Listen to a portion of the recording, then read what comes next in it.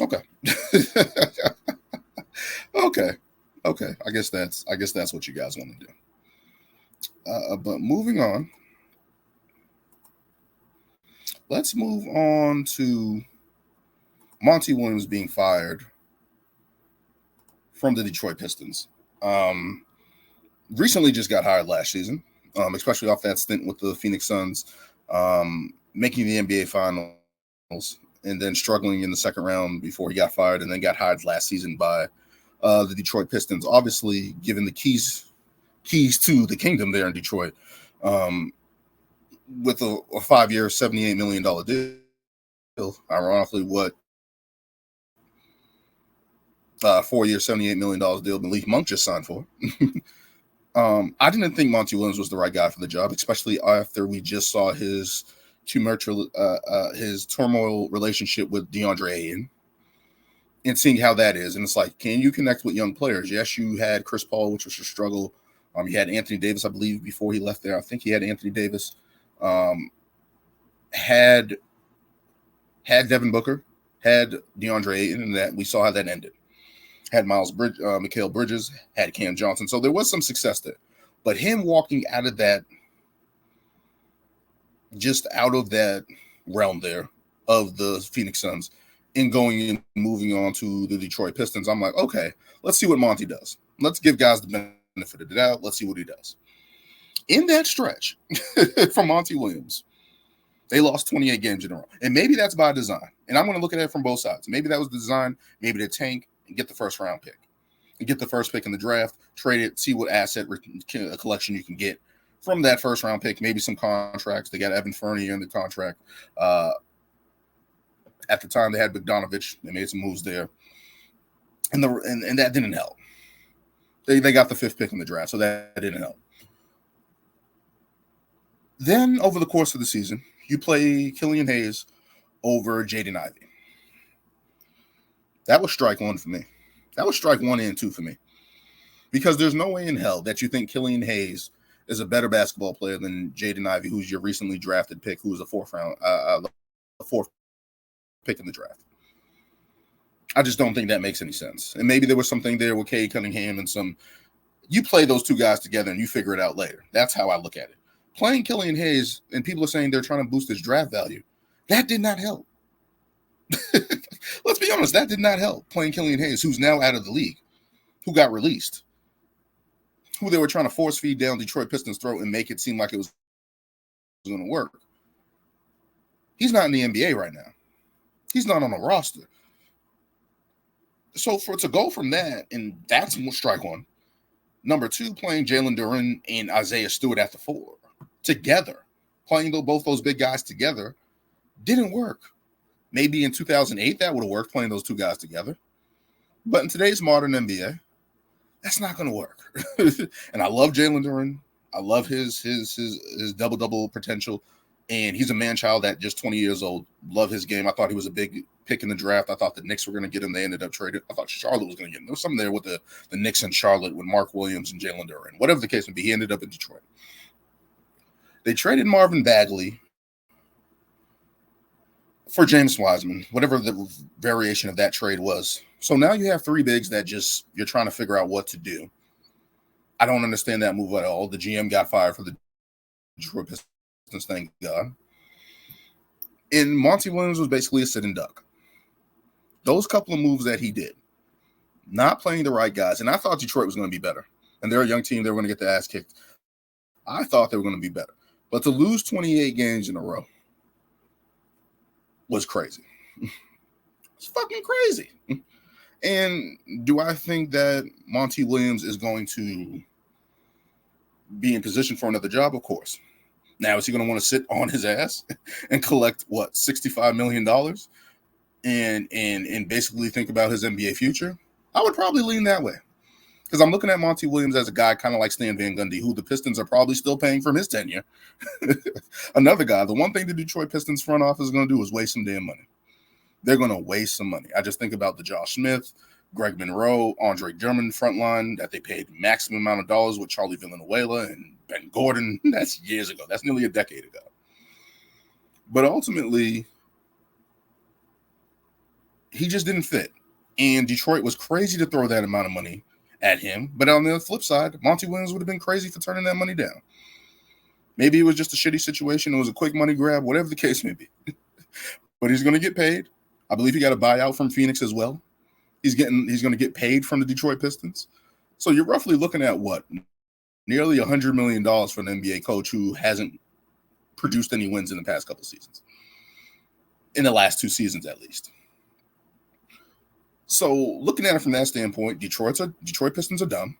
Whoever's in charge now is making the right moves. I think you should clean house, get a fresh slate with this young team.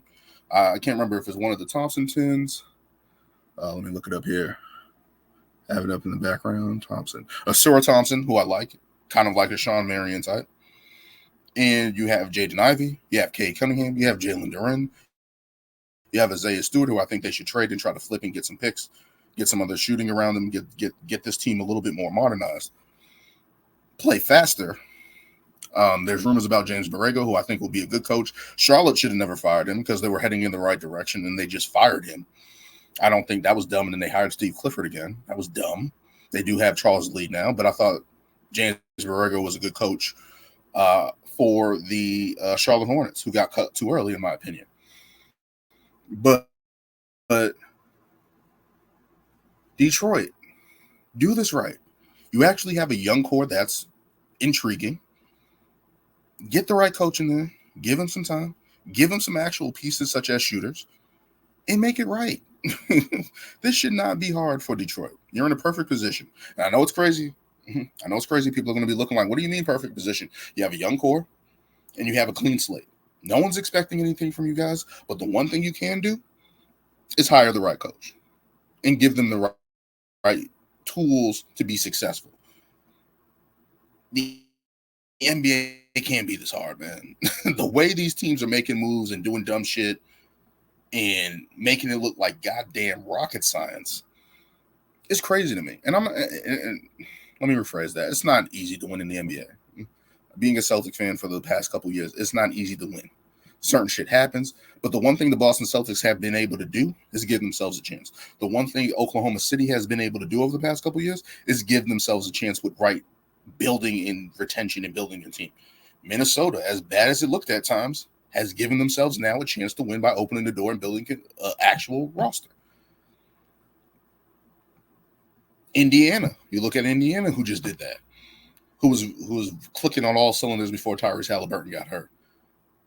At least giving your team a chance to be successful. Detroit Pistons, you are in a position right now with a young core to at least see some cracks of light rather than darkness. The Pistons haven't been relevant since what? 2009? I believe they were 8th seed against Cleveland. Let's rephrase that. 2008, when they made the Eastern Conference Finals, they made the playoffs, I believe, in 2017 or 18 with Blake Griffin on one leg. But the one thing that they have to do is give your team a chance to be successful. And that's not something that the Detroit Pistons are doing. Hopefully now, with the firing of the GM, I believe it's Troy Weaver, whatever the hell his name is, who's been a clusterfuck, firing Monty Williams, ironically, just a week before the draft. And that's another thing. All these teams firing coaches and doing all this stuff a week before the draft. How am I supposed to feel as a draft pick coming in? How am I supposed to feel as a free agent coming in unless I'm just taking your money? Detroit has a lot of cap space. But unless I'm in those two situations where I'm just, how am I supposed to look at your franchise?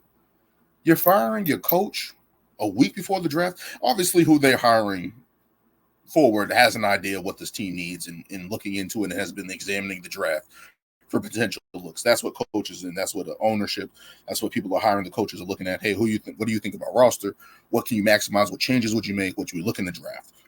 But firing your coach and your GM a couple weeks before the draft, when you knew this was supposed to happen at the end of the season, it's now June.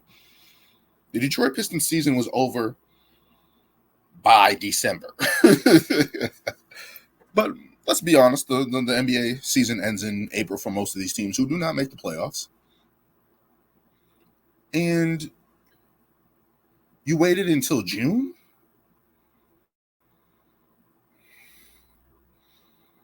fuck is going on? Yeah, I gotta put them. I gotta start applying for these GM jobs. Just pay me. Just pay me what? $250K. Let's make it work. Like what are we doing as organizations? Like what are you doing around the league? Like these are people who put in tremendous hours of scouting, information gathering, trying to get the right stuff. And over again, we continue to see these organizations, Washington, Detroit, Chicago, Toronto, Orlando for the longest time was like that. Sacramento was like that for the longest time besides the last couple of years.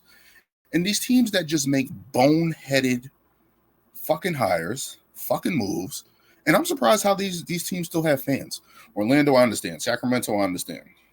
They at least had players that looked intriguing on the upside.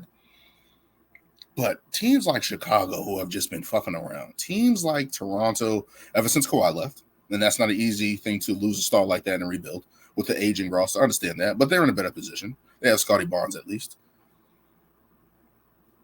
But just looking at what these teams are doing consistently is mind-boggling. I don't understand it. And especially Detroit has been a clusterfuck for a long time. I don't understand what they're doing. But yes, Monty Williams with $65 million left on the table. He's going to be chilling on that money. I believe recently his new wife has been diagnosed with cancer. So prayers out to him and his family and stuff like that. So that's definitely tough and not easy to deal with. But in terms of NBA stuff, $65 million. Go sort out your life. It's been tumultuous. He's been trying to coach through it. Just go take a break, man, before you get back into coaching, at least. But yeah, Detroit, you have a chance here to have a new, fresh light. Please do that.